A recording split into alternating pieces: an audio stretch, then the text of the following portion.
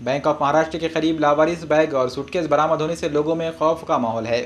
दोपहर 2:30 के करीब वर्कशॉप पर वाक़े महाराष्ट्र बैंक के सामने 2 स्कूटी गाड़ियों पर एक बैग और एक सूटकेस बरामद हुआ। मकामी लोगों ने जब ये लावारिस बैग देखा तो इन्हें शुबा हुआ कि कहीं इसमें कोई धमाका खेज मादा तो नहीं है। इसी दौरान यहाँ ये भी अफवाह फैलने लगी कि इसमें धमाका खेज अशिया रखी गई है। इस अफवाह के फैलते ही कुछ देर के लिए वहाँ सनसनी फैल गई। फौरी इसकी पुलिस को इत्तला दी गई।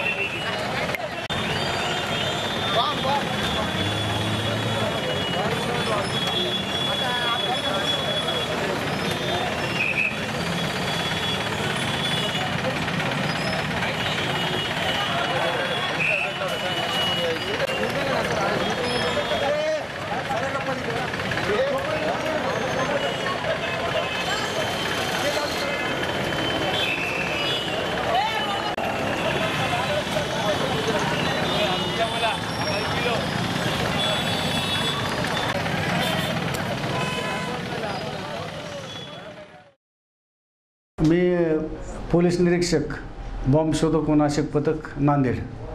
आम्हाला साधारणतः 3:30 वाजण्याच्या दरम्यान कंट्रोल रूमवरून माहिती मिळाली की यादव कॉम्प्लेक्स म्हणजे वर्कशॉप कॉर्नरच्या जवळ महाराष्ट्र बँक आहे आणि त्याच्या समोर दोन्ही स्कूटीला एक सूटकेस आणि एक रेक्झिनची बॅग अशा संशयास्पद बॅगा अडकवलेल्या आहेत अशी आम्हाला माहिती मिळाल्याने आम्ही BDDS टीमसह श्वान आणि उपकरणे घेऊन घटनास्थळी साधारणतः 10 ते 15 मिनिटातच म्हणजे तात्काळ पोचल्यानंतर आम्ही त्या ठिकाणी पोलीस स्टेशन भाग्यनगरचे PSI कदम मॅडम आणि त्यांचा स्टाफ होता।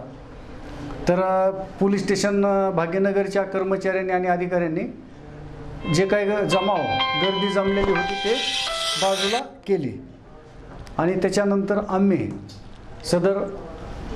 सदर सूटकेसची अगोदर बाहेरून म्हणजे पाहणी केली आजूबाजूच्या परिसराची प्रथम उपकरणे आणि श्वानाकडून पाहणी केली। त्याच्यानंतर सूटकेसला श्वानामार्फतीनं चेक केलं।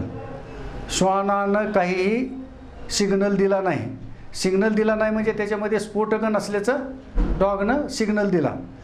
जर त्याच्यामध्ये स्फोटक असती किंवा म्हणजे RDX वगैरे असं काय असतं तर डॉगनं सिग्नल दिला असता म्हणजे ते डॉग भुकला असता। तर तसं काय डॉगनं सिग्नल दिला नाही म्हणजे भुकला नाही।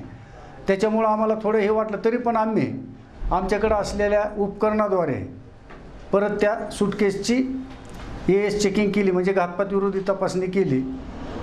तर आमच्या उपकरणाने काही सिग्नल दिला नाही म्हणजे त्याच्यामध्ये घातपात ती काही वस्तू वगैरे आढळून आली नाही आम्हाला म्हणजे उपकरणानं तसा काही म्हणजे सिग्नल दिला नाही की त्याच्यामध्ये काहीतरी असेल असा।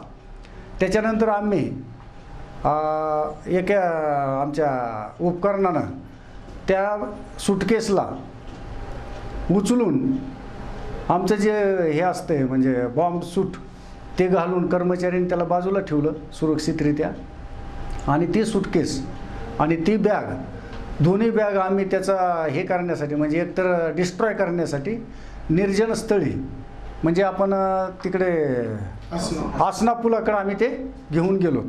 आसना पुलाकडे घेऊन गेल्यानंतर ते आमच्यासोबत पोलीस स्टेशन भाग्यनगरचे अधिकारी आणि कर्मचारी पण होते। त्या ठिकाणी आम्ही त्या दोन्ही सूटकेस बाहेर काढून म्हणजे अशा ज्या ठिकाणी निर्जन स्थळी म्हणजे कुणीही माणसं वगैरे नाहीत असं ठिकाण पाहून आम्ही त्या दोन्ही सूटकेसची परत एकदा चेकिंग केली आणि खात्री पटली की त्याच्यामध्ये काही नाही आणि आमच्या उपकरणाद्वारे त्या सूटकेसची पाहणी करून ते ओपन केलं असता त्यामध्ये काही एक संशयास्पद वस्तू मिळून आल्या नाहीत।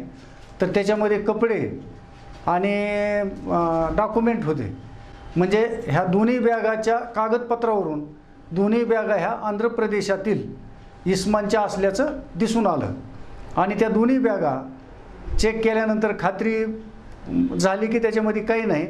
त्याच्यानंतर आम्ही त्या दोन्ही बॅगा PSI Kadam police station Bhagyanagar यांच्या ताब्यात दिल्या. आज 3 वाजताच्या सुमारास पोलीस स्टेशनच्या हद्दीमध्ये एक बॅग असल्याची आम्हाला माहिती मिळाली. त्यानुसार आम्ही यादव कॉम्प्लेक्स येथे वर्कशॉप कॉर्नर्सच्या तिथे गेलो कर्मचाऱ्यासह. तर तिथे आम्हाला 2 बॅग आढळून आल्या. आम्ही लगेच बॉम्ब शोधक आणि नाशक पथकाला बोलवून घेतले तिथे आणि पुढील कारवाई केली. बॉम्ब शोधक पथकाने एक्सटर्नल तपासणी केली, त्यानंतर काही आढळून नाही आले. तरी पण त्यांनी इंटरनल तपासणीसाठी आसना पूल येथे निर्जन स्थळी नेऊन बॅगची तपासणी केली. काही त्याच्यामध्ये आढळून न आल्याने संशयास्पद त्या तपासणी करून आमच्या ताब्यामध्ये दिल्या. त्यामधले डॉक्युमेंट्स चेक केले असता ते आंध्राचा कोणी व्यक्ती असेल त्यांचे ते बॅग असू शकते. पुढील कारवाई चालू आहे.